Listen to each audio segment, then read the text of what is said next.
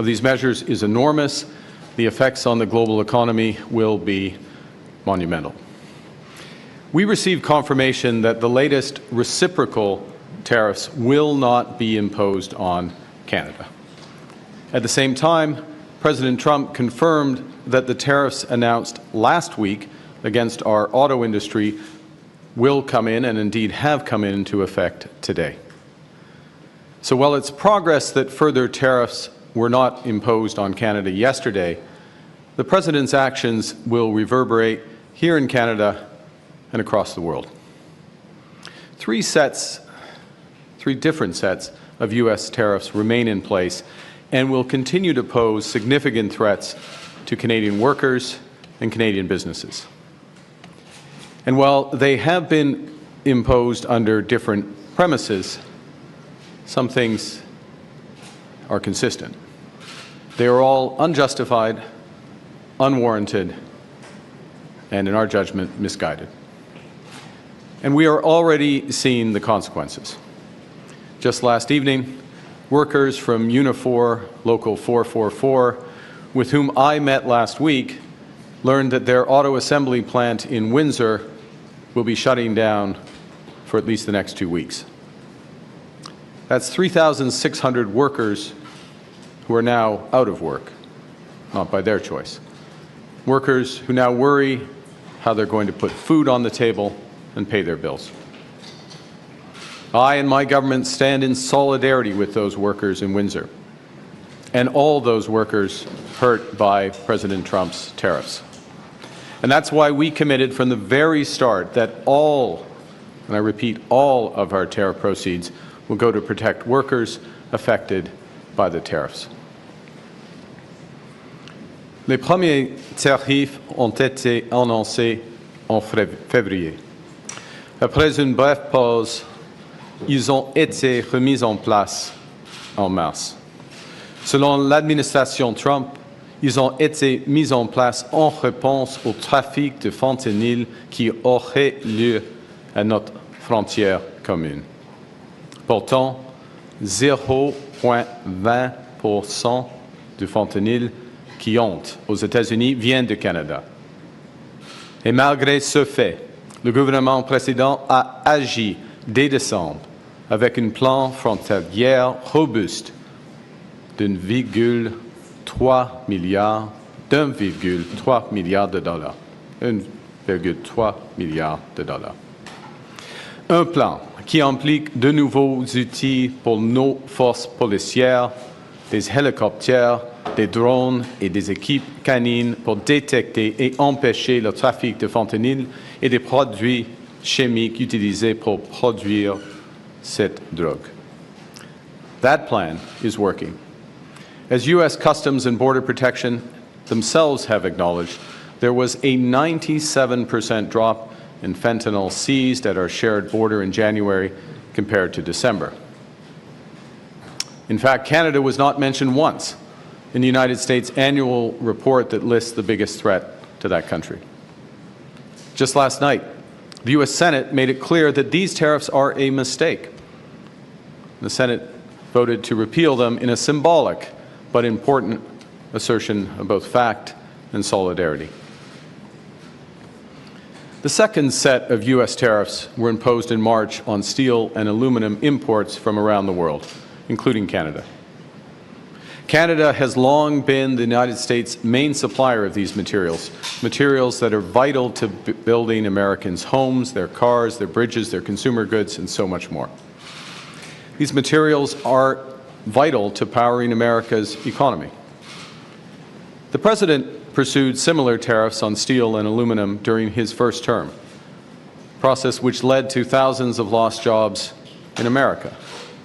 Then, as now, those tariffs were in clear violation of trading agreements. Today it's CUSMA, an agreement that the President himself negotiated and promoted during his first term, an agreement that we in Canada have upheld in good faith. Last week, the President and his administration announced their third set of tariffs, this time against auto imports primarily from Mexico and Canada. In the year I was born, Canada and the United States signed the Auto Pact, an agreement that ended auto tariffs between our nations and began a 60-year period, you can guess my age, a 60-year period of close cooperation, partnership, job growth, and prosperity. And that era has now ended unless the United States and Canada can agree on a new comprehensive approach. Yesterday's actions by the U.S. administration, while not specifically targeting Canada, will rupture the global economy and adversely affect global economic growth. The global economy is fundamentally different today than it was yesterday. The system of global trade anchored on the United States that Canada has relied on since the end of the Second World War, a system that, while not perfect, has helped to deliver prosperity for our country for decades, is over. Our old relationship of steadily deepening integration with the United States is over. The 80-year period when the United States embraced the mantle of global economic leadership, when it forged alliances rooted in trust and mutual respect, and championed the free and open exchange of goods and services, is over. Well, this is a tragedy. It is also the new reality. We must respond with both purpose and force. We are a free, sovereign, and ambitious country. We are masters in our own home. Nous sommes maîtres chez nous. Nous contrôlons notre destin. Nous allons tracer notre propre voie. Nous choisissons de nous battre, de protéger et de bâtir. Nous allons nous battre contre ces tarifs jusqu'à ce qu'ils soient annulés. Nous allons protéger nos travailleurs et nos entreprises pendant cette période difficile. Surtout, nous allons bâtir une économie canadienne renouvelée. Nous allons bâtir un Canada fort. We will fight to bring each of these tariffs to an end. We're fighting in courts, challenging that these tariffs have been illegally imposed under U.S. law. We have filed disputes underscoring that they are in violation of our free trade agreement, CUSMA. We have gone to the World Trade Organization because these actions are against international trade law. We are responding today with, and we have responded throughout, with carefully calibrated and targeted counter tariffs. Hier, j'ai rencontré mon conseil sur les relations canado-américaines. J'ai tenu une rencontre du comité du Conseil des ministres sur les relations canado-américaines. J'ai aussi convoqué les premiers ministres des provinces et territoires pour la troisième fois en autant de semaines. Nous sommes unis. Nous sommes déterminés. As I told President Trump during our call last week, Canada will respond to the U.S. auto tariffs. And today I'm announcing that the Government of Canada will be responding by matching the U.S. approach, with 25% tariffs on all vehicles imported from the United States that are not compliant with CUSMA, our North American Free Trade Agreement, and on the non-Canadian content of CUSMA-compliant vehicles from the United States as well. Our tariffs, though, unlike the U.S. tariffs, will not affect auto parts because we know the benefits of our integrated production system. And they will also not affect vehicle content from Mexico, who is respecting the CUSMA agreement. And as well, we are developing a framework for auto producers in Canada to get relief from these counter tariffs as long as they maintain their production and investment in our country.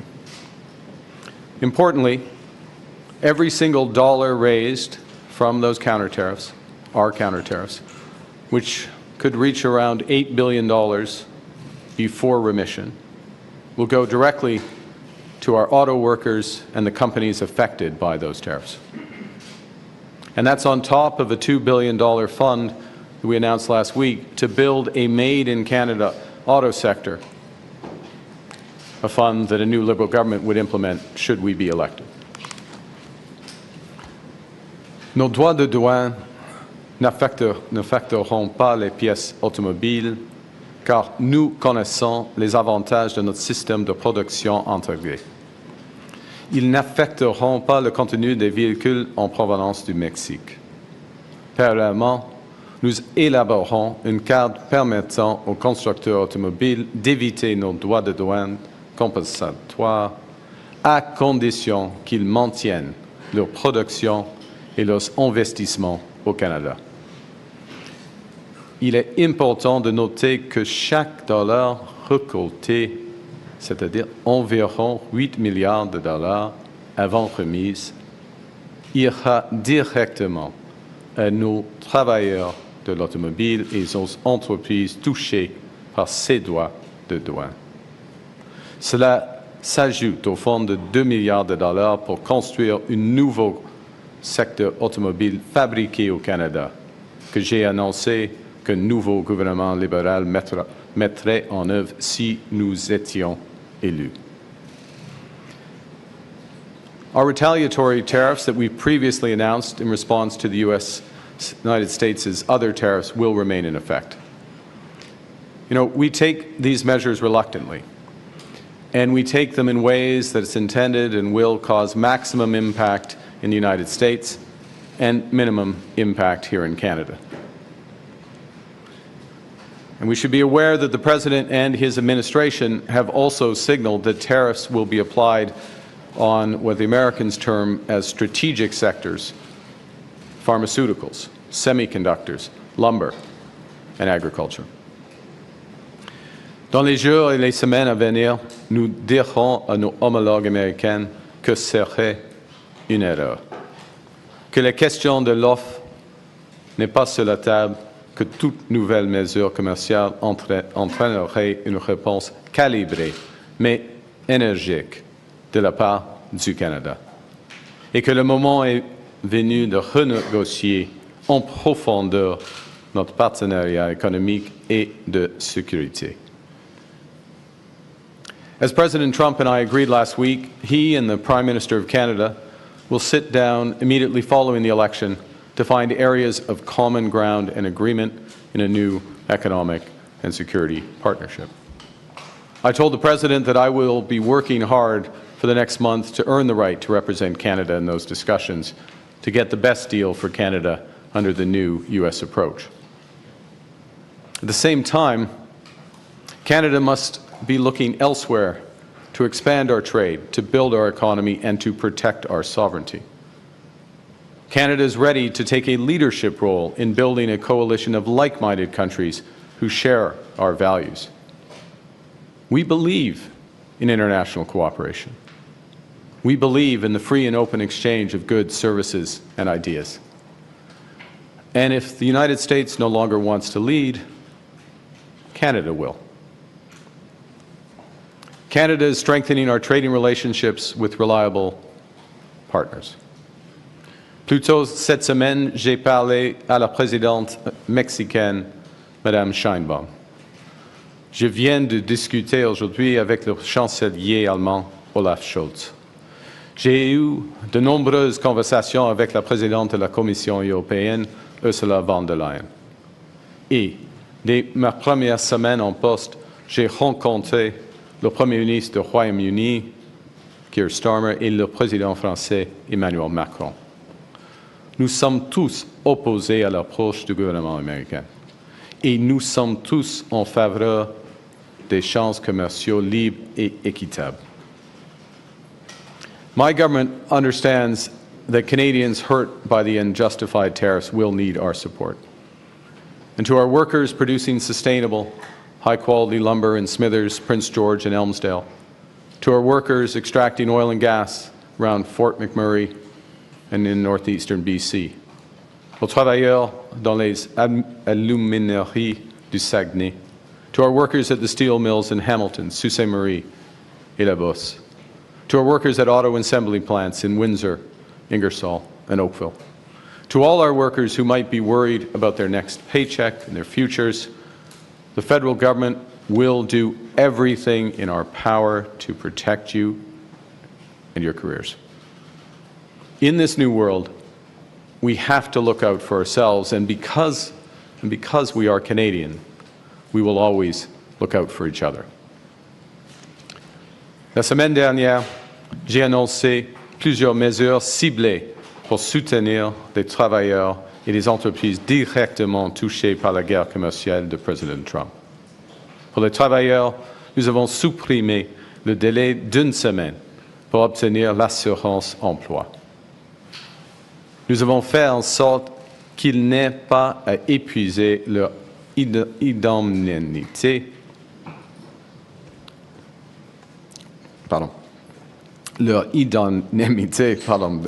de part avant de toucher l'assurance emploi, et nous avons facilité l'accès à l'assurance emploi. Comme je l'ai dit et répété, mon gouvernement va utiliser chaque dollar tiré de nos comptes tarifs pour soutenir les travailleurs canadiens tant et aussi longtemps que cette guerre commerciale perdure. Nous allons aussi appuyer les entreprises canadiennes. Nous avons reporté les paiements d'impôts sur le revenu ainsi que les versements de la TPS et de la TVH pour les entreprises. Nous avons mis en place de nouvelles mesures pour leur fournir de liquidité, une aide financière importante qui va aider nos entreprises à braver cette tempête. Et nous avons augmenté le financement des agences de développement régionales. Fighting back against U.S. tariffs and protecting our workers are our most immediate priorities. But they are not sufficient. Our task as a nation in the coming weeks and months and years is to think bigger and to act bigger. We can draw strength right now from each other. From Canadians who are supporting local businesses, Canadians who are buying Canadian, Canadians who are changing their travel plans, and Canadians who are helping each other as neighbors. We are powerful when we act together. From providing refuge to stranded passengers in Gander to fighting forest fires in California, Canadians have done extraordinary things for Americans when they needed it most. Now, more than ever, we need to do extraordinary things for ourselves. We will need to do things previously thought impossible at speeds we haven't seen in generations. Breaking down internal trade barriers so that we can have one Canadian economy, not 13. Making Canada more productive and competitive. Building things in this country again. Millions more homes. Building clean and conventional energy. Building more public transport, more mines, more assembly lines. Building new trade corridors with reliable partners. Building a Canada that works for everyone. A Canada that everyone can afford. A Canada worthy of its people. Last week, I met a teacher from Glen Williams Public School in Georgetown, Ontario. And she told me about a routine assignment, that she had given to her 9- and 10-year-olds. And the children were asked to describe their dreams for Canada. So some kids wrote about a country free of poverty, others dreamt of clean air and water, or a place where everyone enjoyed equal rights, dignity, and respect. These are what we all want for ourselves and for each other. But many also wrote about tariffs and threats to our sovereignty, words that I hadn't met at that age. And I'm going to quote one which is representative. I dream of a safe, a kind, and a clean Canada. A Canada that is not the U.S. Our children should be able to dream about a positive future, not worry about an economic crisis. Les Canadiens et Canadiennes sont inquiets, et c'est normal quand il y a des grands changements.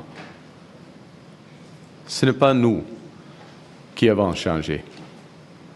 Nous sommes restés les mêmes fiables, fiers et forts. Nous vivons dans un nouveau monde, et ça vient avec nouveaux défis. Given the prospective damage to their own people, the American administration should eventually change course. But I don't want to give false hope. The President believes that what he is doing is best for the American economy. He believes that it's best for American workers. And although their policy will hurt American families, until that pain becomes impossible to ignore, I do not believe they will change direction. So the road to that point may indeed be long. And it will be hard on Canadians, just as it will be on other partners of the United States. It will require us to make difficult choices. It will require sacrifices. I have no doubt we will rise to the challenge, because that's who we are as Canadians. We have done hard, seemingly impossible things throughout our history. We conquered the unconquerable at Vimy and Juno Beach. Nous avons bâti un pays qui unit des langues, des cultures et des croyances différentes. Et en le faisant, nous sommes devenus plus forts. We created public Medicare. We confronted our own past with Indigenous peoples. We answered the call to defeat fascism. We know we are not always perfect, but we always strive to be good. We do not do things because they're easy, but because they are right. We will rise to meet this challenge, and we will emerge stronger. So to those kids at Glenn Williams Public School, don't worry. With your spirit, with that of your parents, their friends, and people like them across this great country, all pulling for Canada, we will build an even better Canada for your future, because that's who we are. We are Canada. Canada strong, Canada fort. Thank you very much. Merci. I'll be pleased to take your questions. Bonjour tout le monde. We'll now start with the press conference. We'll take 15 minutes of questions, one question, one follow-up. On a 15 minutes, une question et une suivi. Laurence. Merci. Bonjour, M. Carney. Laurence Martin de Radio-Canada. Il n'y a pas eu de recul, vous l'avez dit, hein, il n'y a pas eu de recul de M. Trump sur les tarifs déjà annoncés pour le Canada, comme sur le secteur de l'auto.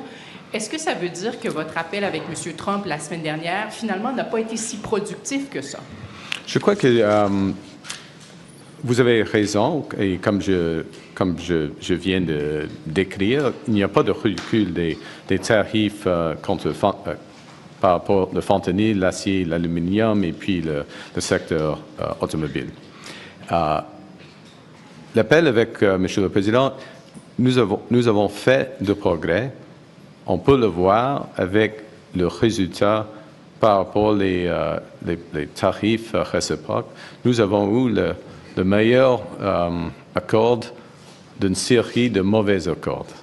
Ça, c'est la vérité, okay, dans ce cas. Première chose. Deuxièmement, nous sommes d'accord, Monsieur le Président et moi, nous sommes d'accord qu'au début de mai, il y aura le commencement des discussions globales en ce qui concerne le partenariat économique et sécuritaire du Canada et les États-Unis. Alors, encore, ça c'est du progrès, parce qu'on ne peut pas faire de progrès avec chaque initiative, chaque enjeu. Il faut avoir une discussion globale entre les deux pays souverains.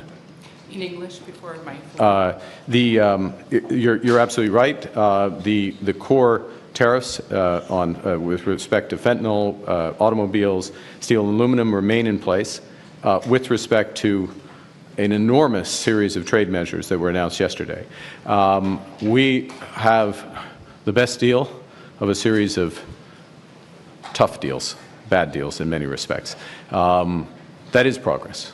That is recognizing the partnership. As well, what was also progress in the call the President and I had last week is this agreement that we will sit down, future Prime Minister and him as President will sit down and begin negotiations on the overall economic and security partnership with Canada. And that's important, in my judgment, because we will not make progress on individual items. We can only make progress as a whole in a relationship that is being redefined. And of course, as I said in my remarks, and as I said to the President, and as I said at the time, I'm working hard to ensure, or to earn the right, rather, to represent Canada at those negotiations. Et en suivi, est-ce que vous songez à imposer une réponse coordonnée avec d'autres pays contre les États-Unis? À ce moment-ci, non. En bref, non. On a des discussions.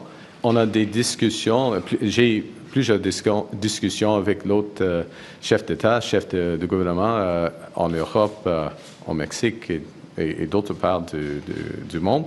Mais ils sont des discussions positives.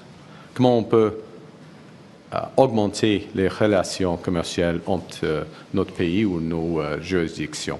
Ce n'est pas afin d'avoir une réponse négative ou coordonnée par rapport aux États-Unis. OK? Merci. Bonjour, Émilie Bergeron, la presse canadienne. Votre prédécesseur, Justin Trudeau, avait invité les autres chefs de parti à des rencontres conjointes pour montrer que le Canada est uni, qu'il y a un front uni face à M. Trump. Pourquoi, si vous mettez votre campagne électorale sur pause et que vous êtes dans vos avis de premier ministre et que vous dites que c'est un enjeu non partisan, alors pourquoi vous ne faites pas comme M. Trudeau et vous invitez les autres chefs de parti soit à une rencontre ou à un appel? Les autres chefs du parti sont avisés de notre réponse. En ce qui concerne la coordination canadienne, j'ai plusieurs discussions avec tous les premiers ministres des provinces et territoires en groupe et dans un sens bilatéral, des discussions avec des chefs des syndicats, des chefs, des dirigeants autochtones, des PDG, tout cela. Il y a beaucoup de consultations, coordination, et nous avons une équipe canadienne par rapport aux États-Unis. Et si je peux dire, la réunion aujourd'hui des premiers ministres était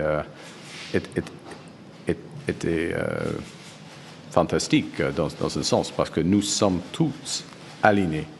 OK. Ça n'a pas vraiment répondu à ma question, mais je vais aller sur un autre sujet, la gestion de l'œuf.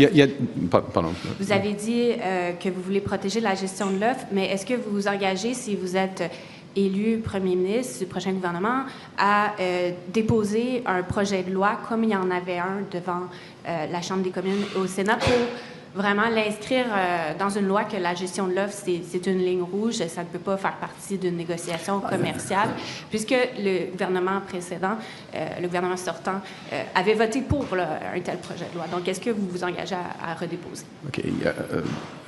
On commence avec le fait que c'est un nouveau gouvernement.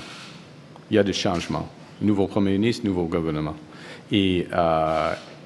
Et en ce qui concerne les négociations avec les États-Unis, dès que le 1er janvier ou le mi-janvier, en effet, quand j'ai commencé ma campagne pour la chefferie libérale, j'ai dit clairement que la gestion de l'œuf, la langue française et la culture ne seront jamais sur la table. Ça, c'est une ligne rouge, une ligne claire. Et nous n'avons pas, par exemple, les discuté, Monsieur le Président et moi, pendant notre appel. Okay? Good morning, Tonda McCharles, Toronto Star. Could you please expand and be specific on what you mean by an economic and security agreement? Is that a new CUSMA, or is that some other deal that renegotiates NORAD or some other broader security agreement? So it's, from our perspective, if I may, that there have been so many, I would say from our perspective, as government, my personal perspective, also from the perspective of workers, businesses, investors, Canadians. There have been so many violations, outright violations of CUSMA. There's supposed to be, I'll give you one example, one of many examples, but for steel and aluminum, there's an explicit side letter in CUSMA which says that there needs to be 60-day consultations for any changes. That obviously was not the case. There are many other examples of this. There have been so many of these violations that there is a need to have a renegotiation and a reaffirmation of which elements of the commercial relationship, the trading relationship, stand. Now, they may change, given the objectives of the United States. They may change, given, in fact, I think they will change from our perspective as well, in terms of what we need to do that's best for Canada, given the new U.S. position on so many things. As well, it is sensible, in my judgment, that we also discuss defense and security partnership. We have a long-standing defense and security partnership. Some of that partnership is for security, but it's also a commercial relationship. And we want to make sure that commercial relationship works for Canada. I will observe that 80%, 80 cents on every dollar that we spend on military equipment in its broadest sense goes to the United States. In the current stance of the relationship, that doesn't make sense. So we want to sit down and have everything on the table and have that discussion, everything on the table within commercial, subject to my previous response to the last question. So I understand that not to be all balled up in one agreement, separate agreements, but in the future negotiation then, I want to understand what you take from President Trump's 12% reciprocal tariff, sort of that he has hanging over Canada, even if he lifts the border tariffs you call unjustified. So I think there are several things, if I may, and it's hard to predict all elements of this, but there's certain sectors in the North American economy, the Canadian-U.S. economy, that fundamentally rely on the integration in those sectors. There's no better example of this than in autos, where it literally has been built up over my entire lifetime. And that the competitive threat in North America is from Asia, not within North America. And it will become our judgment, and the judgment, I would say, of virtually everybody who works in the auto industry, virtually everyone, not everyone, not the UAW apparently, but I think they're going to find out, that this is going to damage the U.S. auto industry as well as the Canadian auto industry. And it's going to damage the industry relative to competition from Asia. So when there's that discussion, the question, part of the discussion is going to be, how do we put back together elements of that integration? And if it's not going to come, how are we going to act in Canada? And we're going to do this, elements of this anyways, if my government is elected, which is to build a true Made in Canada strategy that makes us much more resilient with the U.S. So, Tonda, I can't pre-wire all those discussions, but what I know is that trying to have a discussion, given the scale of ambition of the United States, given all the measures they've taken, not just against Canada, but against the whole world, that we are not going to make progress if we try to focus on only one issue.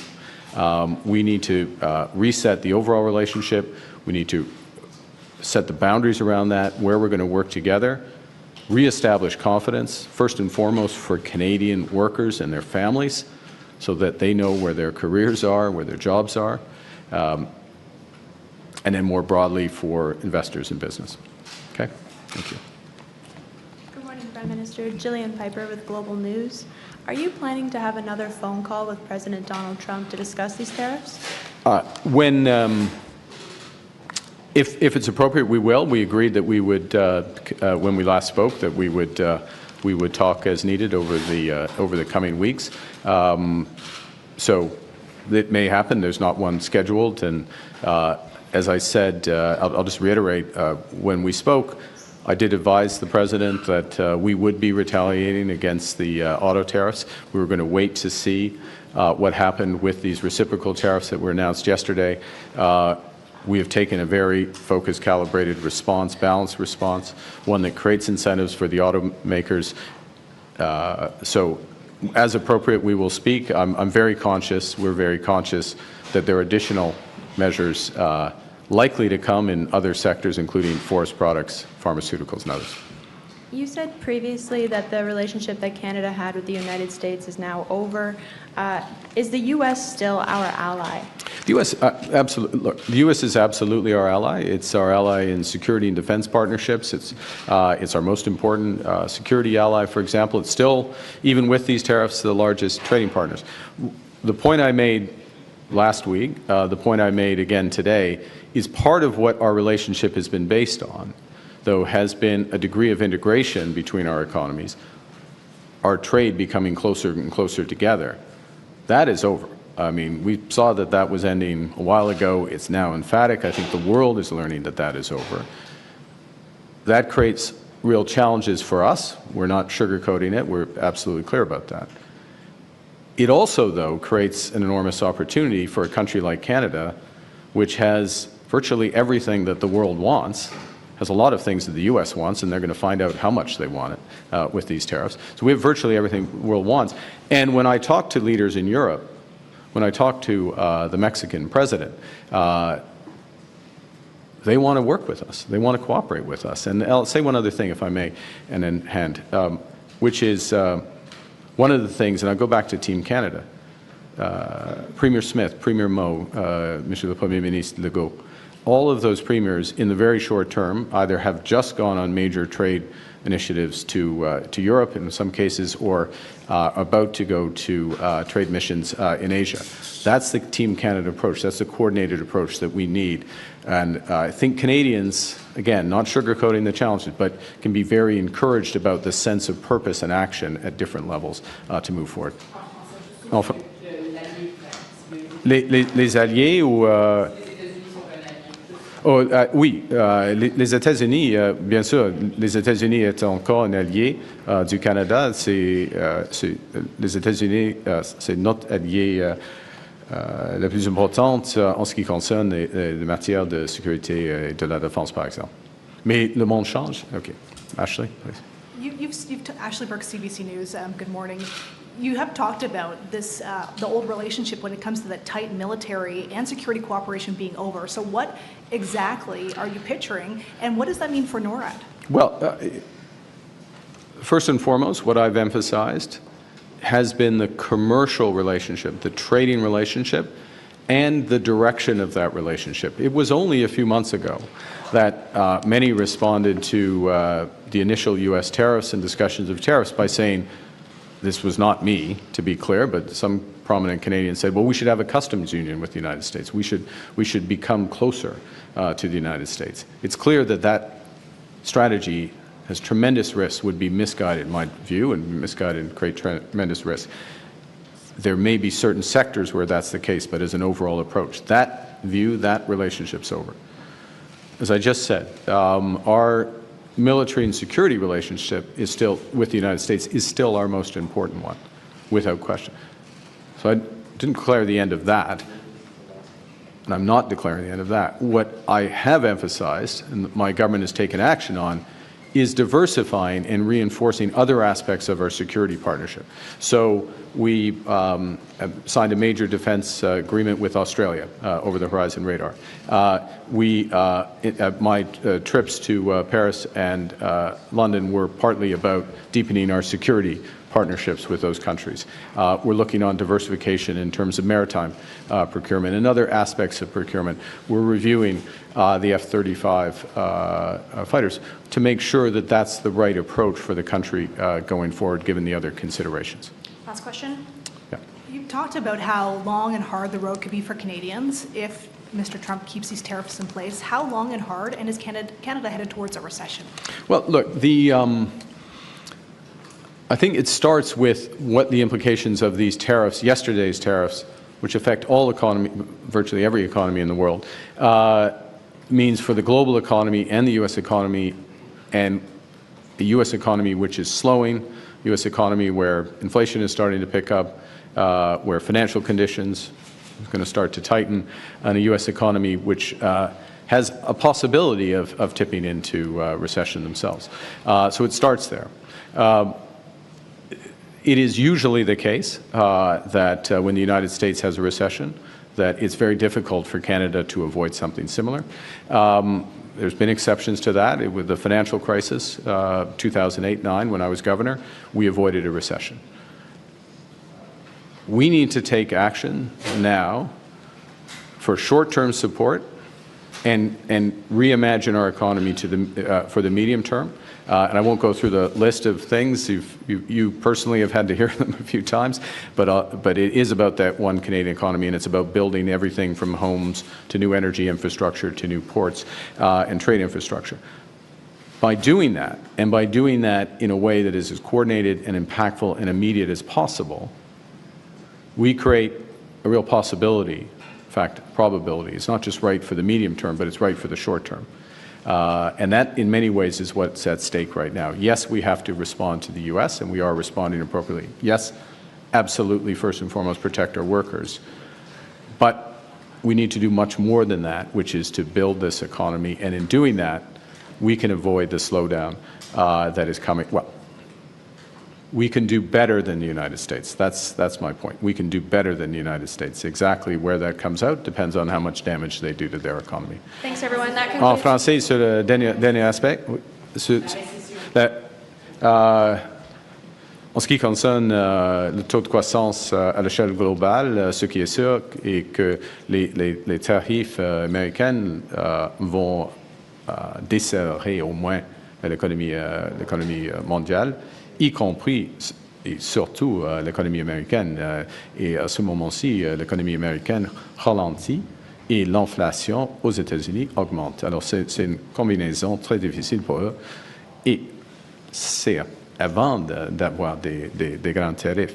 Dans ces circonstances, normalement, il y a un fort ralentissement de l'économie canadienne. Mais on l'a évité en 2008, quand j'étais gouverneur de la Banque du Canada, et nous pouvons réduire l'impact négatif, les retombées négatives de l'économie américaine d'ici au Canada avec de la force, de la force économique, y compris tous les volets afin de bâtir une économie forte. Okay, thanks, C'est tout? everyone. Yeah. Sorry. Shape the international trading system. The ambition of these measures is enormous. The effects on the global economy will be monumental. We received confirmation that the latest reciprocal tariffs will not be imposed on Canada.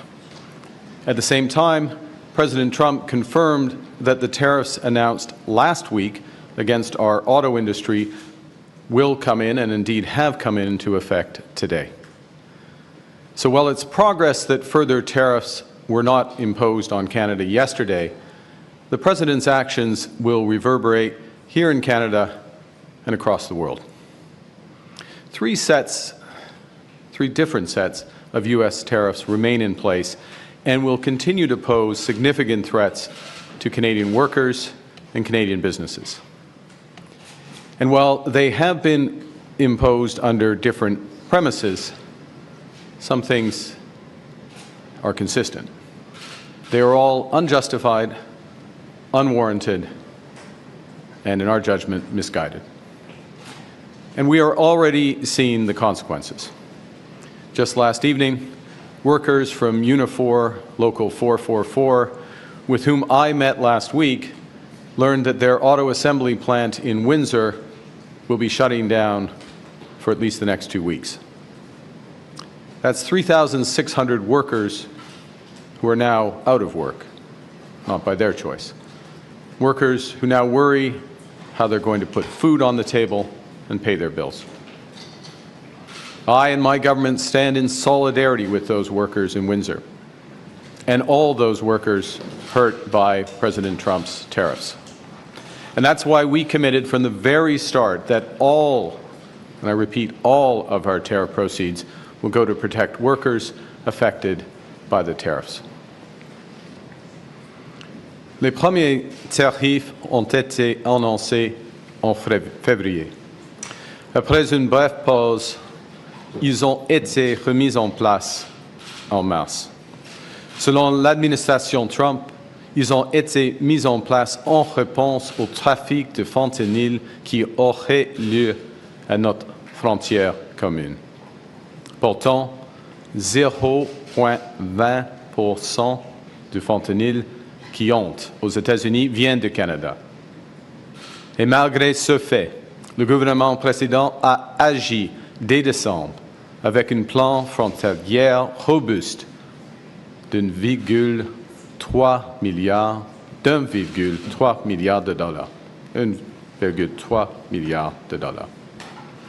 Un plan qui implique de nouveaux outils pour nos forces policières, des hélicoptères, des drones et des équipes canines pour détecter et empêcher le trafic de fentanyl et des produits chimiques utilisés pour produire cette drogue. That plan is working.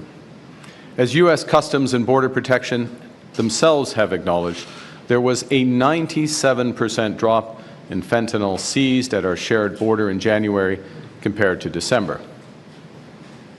In fact, Canada was not mentioned once in the United States annual report that lists the biggest threat to that country. Just last night, the U.S. Senate made it clear that these tariffs are a mistake. The Senate voted to repeal them in a symbolic but important assertion of both fact and solidarity.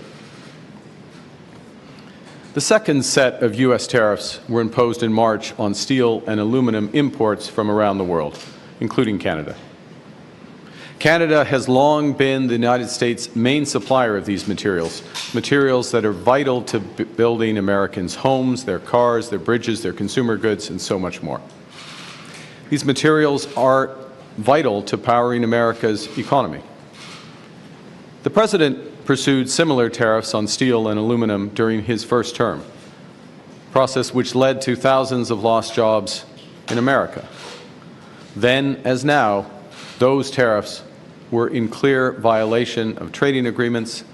Today it's CUSMA, an agreement that the President himself negotiated and promoted during his first term, an agreement that we in Canada have upheld in good faith. Last week, the President and his administration announced their third set of tariffs, this time against auto imports primarily from Mexico and Canada. In the year I was born, Canada and the United States signed the Auto Pact, an agreement that ended auto tariffs between our nations and began a 60-year period, you can guess my age, a 60-year period of close cooperation, partnership, job growth, and prosperity. And that era has now ended unless the United States and Canada can agree on a new comprehensive approach.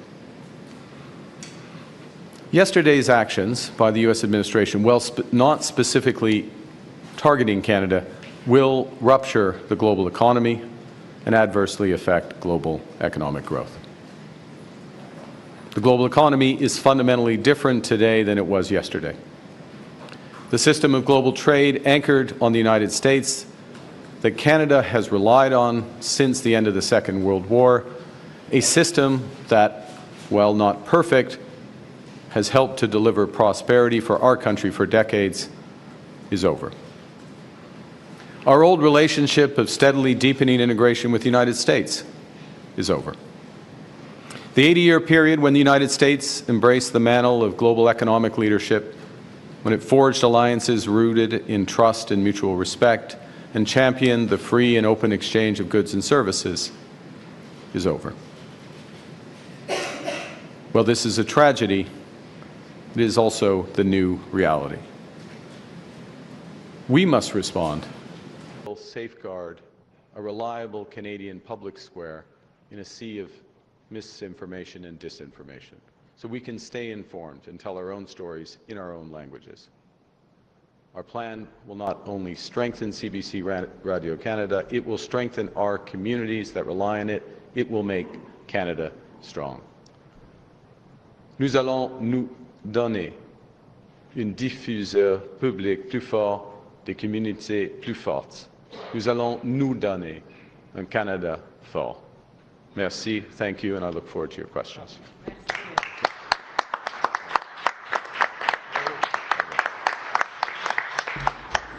Monsieur le Premier ministre. Nous allons prendre une quinzaine de minutes de questions de la délégation avant de passer aux questions et au dialogue. With about 15 minutes of questions from the delegation before the meeting. Une question, Judy. Judy Trin, CTV News. Good morning, Mr. Carney.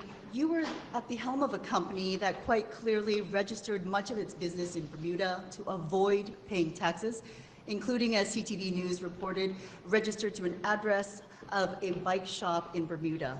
You have said that this is the way the world works, and that in the case of pension funds, that leaves more money for pensioners. But in this case, it looks like just plain tax avoidance. This may be a legal practice, and as you say, as the world works, but is it ethical, Mr. Carney? First off, I'm no longer at Brookfield. Secondly, this follows, their arrangements follow the rules, including the tax rules of this country, other countries. And thirdly, as you mentioned in your question, that the structure is organized so that Canadian pension funds can get the most benefit for those pensioners, which are teachers, retired first responders, and public servants. Thank you.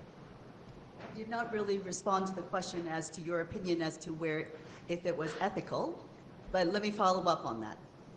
You wrote a book, Values. The thesis of that book was that capitalism or markets left to their own devices don't help humanity. For years, your party, the Liberal Party, has promised to stop the practice of tax avoidance that Brookfield and other companies have engaged in. Do you have the tools to do that? You said so. When are you going to release and tell Canadians what those tools are, and when will you implement them? In terms of having a fair tax system in Canada, including for corporate taxations, absolutely a priority of my government. If we are re-elected, it would be a priority of our government to ensure that our companies are paying their fair share of taxes, and that, above all, that those taxes that are at the resources that are at the disposal of the government, that they're being put in place for the purposes that Canadians want. And today is about making sure that those scarce resources are used to reinforce our culture in an independent CBC Radio-Canada that provides vital information in all of our communities, and that helps to build this vibrant culture. And we couldn't be in a better setting, I think, than in Montreal to point to that culture that lives and breathes and is so crucial to our national identity. Thank you. Next question.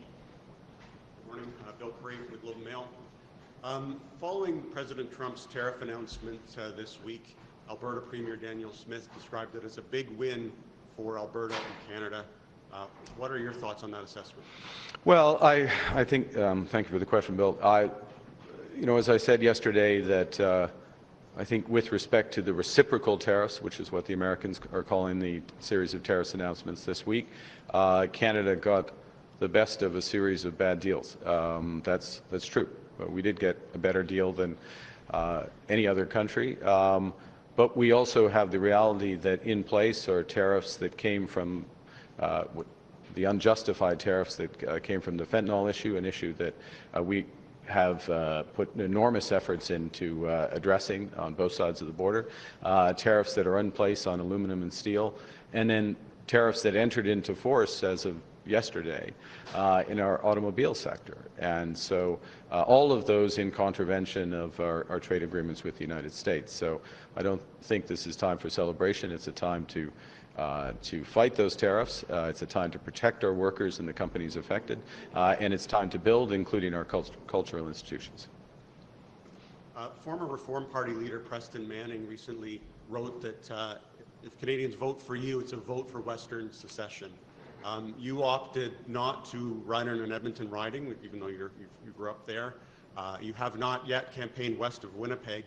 So what are your thoughts on Mr. Manning's comments, and what is your plan to address Western alienation concerns? Well, a couple of things. As you know, born in Northwest Territories, grew up in Alberta. I resolved to no one in terms of my understanding of the West, my connection to the West, and I'm part of a government that governs for all of the country and very much for the West.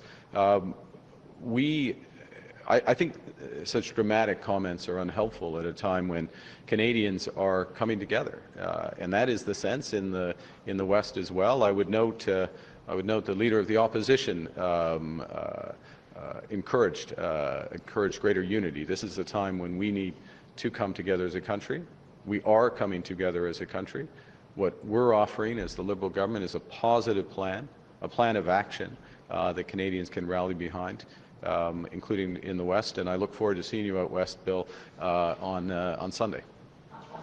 En français, en ce qui concerne les commentaires, d'être positif, c'est un moment de réunir, de s'unir comme Canadiens et Canadiens. Je viens de l'Ouest du Canada, j'ai grandi en Alberta, je connais bien l'Ouest, et notre gouvernement, c'est un gouvernement pour tout le Canada.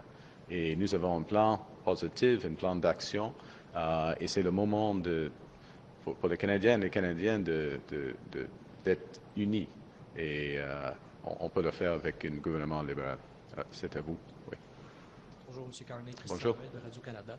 Est-ce que vous croyez, je vais parler un peu plus fort, oui, est-ce que vous croyez que le Québec est une nation ou une société distincte et quelle est la différence à vos yeux? Oui, le peuple québécois sont une nation au sein du Canada et au sein de l'identité canadienne.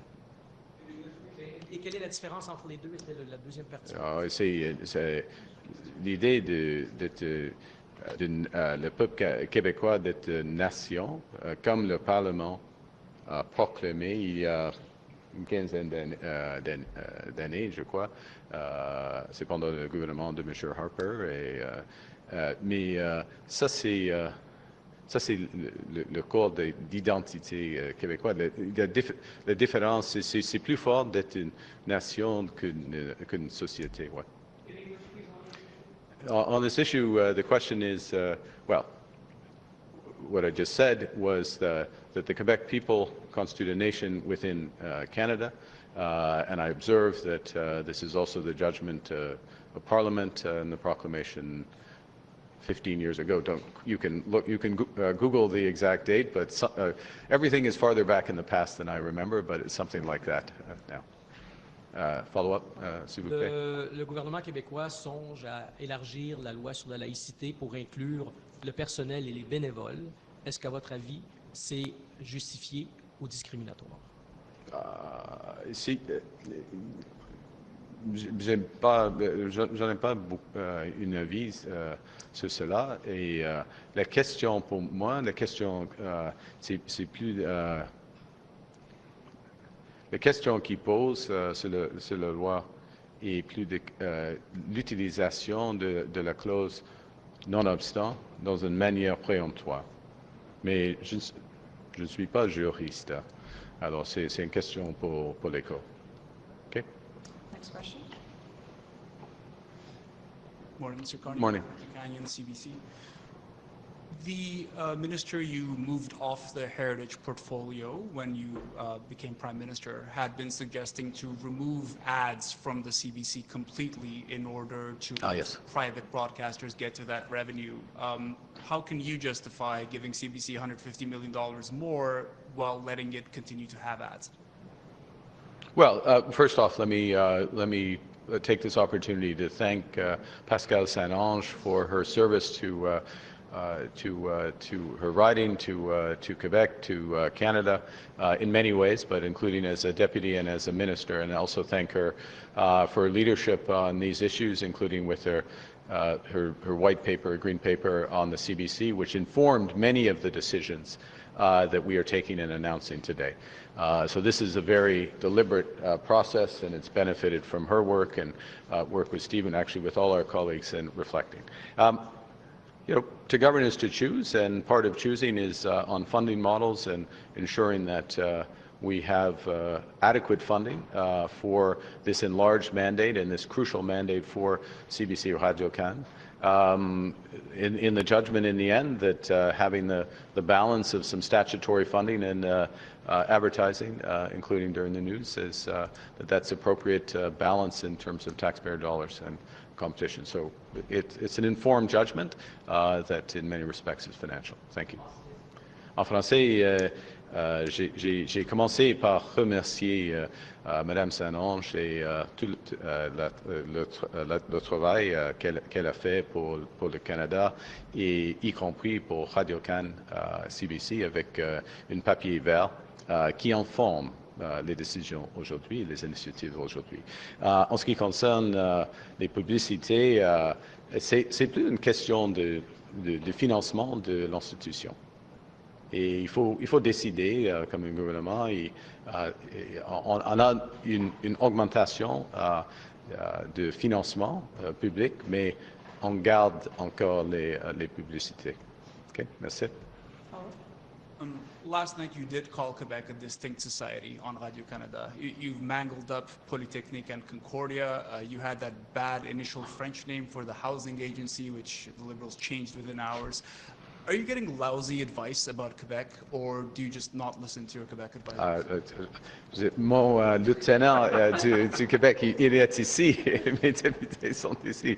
I don't know, Stephen, am I getting lousy? Look, the question was asked a moment ago, and let's go to this issue of the Quebec is both a distinct society, and the Quebec people are distinct, a distinct nation within Canada.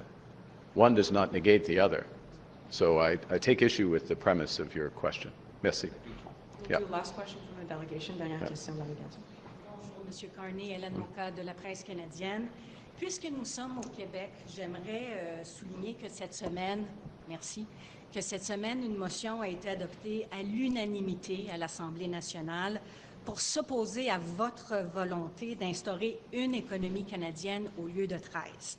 Cette motion réitère la volonté du Québec de veiller à ses propres intérêts économiques, culturels, linguistiques.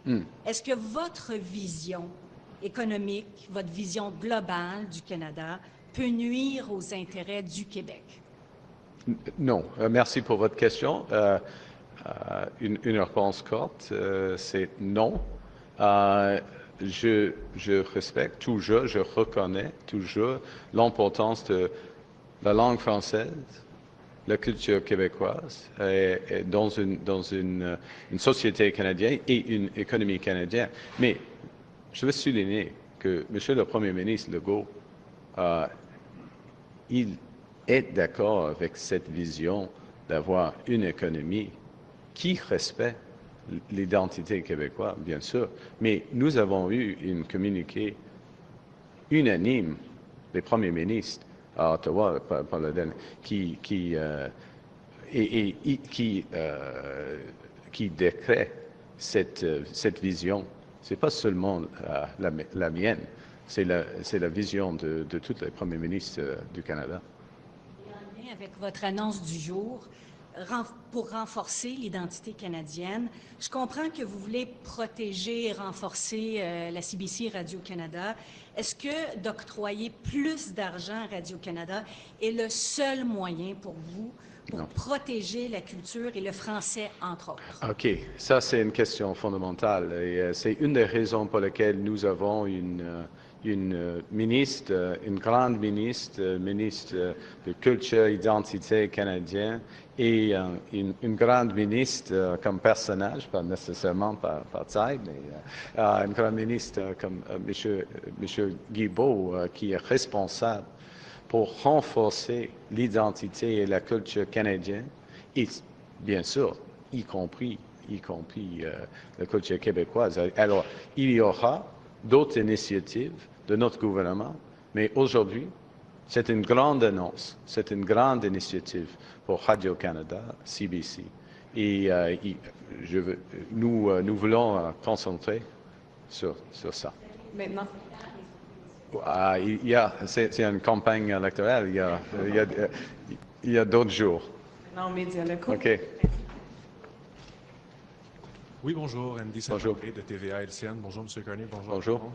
M. Carney, pourquoi montrer la porte à un candidat ayant tenu des propos pro-Hamas et pro-Hezbollah, mais refuser de le faire dans le cas de Paul Chang, qui s'est désisté? Pourquoi est-ce différent? M. Chang a démissionné. Sa décision était correcte.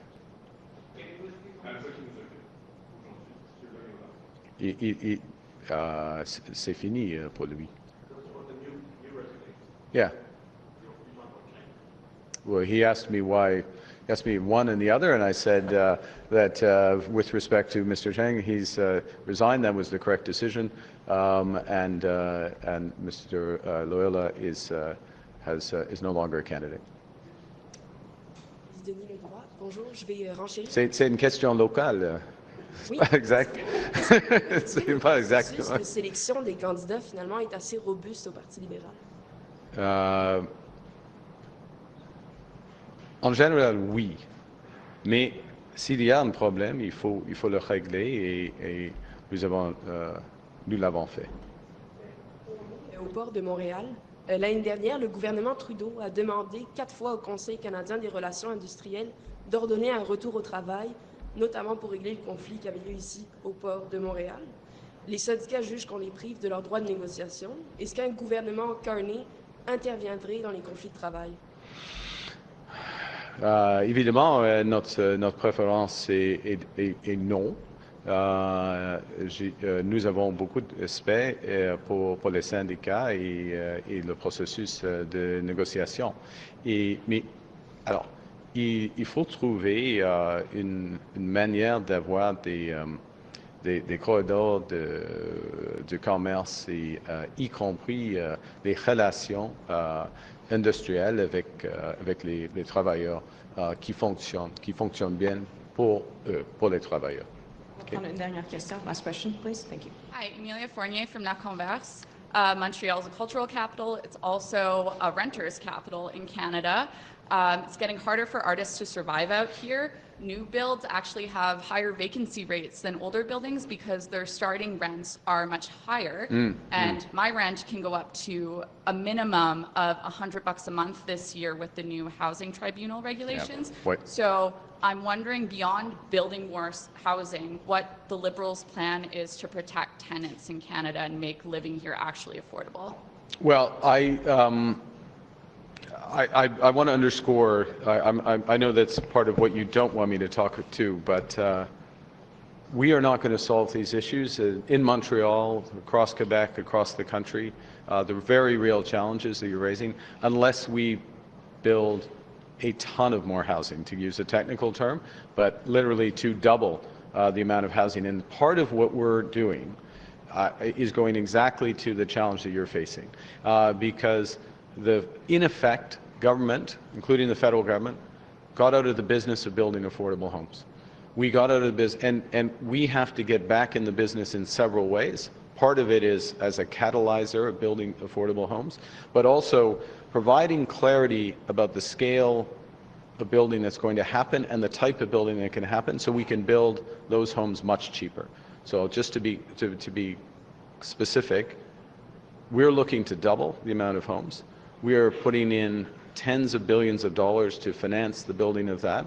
We are changing the regulations and the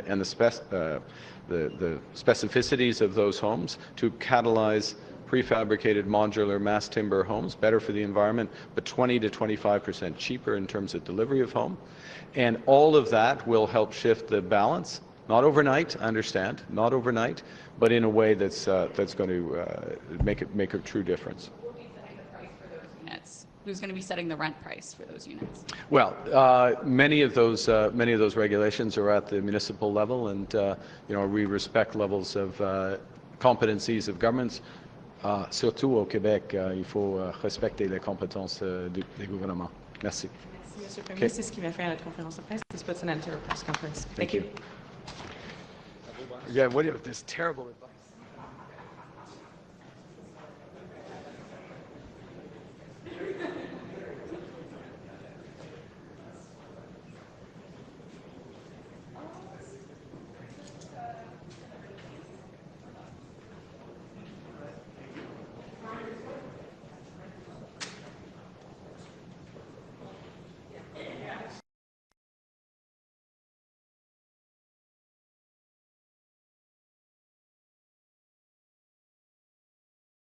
shape the international trading system.